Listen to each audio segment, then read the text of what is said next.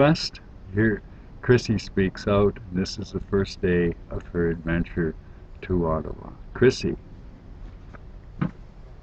I took a for on my first day. Um, I left the hospital. So what happened at, well, how did that work?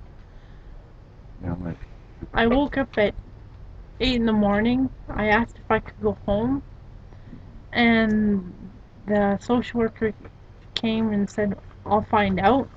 And I said, "Okay." So I fell back asleep. I woke up again and asked, "Can I go home? Because I'd like to go home.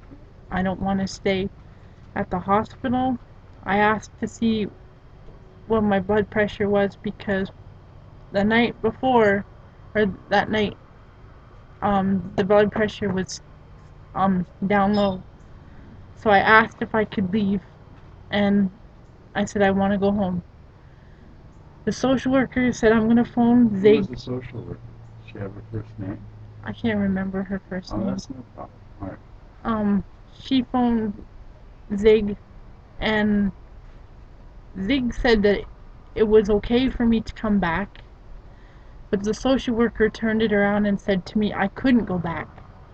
I panicked like anybody else would because you have nowhere to go, nobody to run to. So went, I thought the best place for me to go was Ottawa.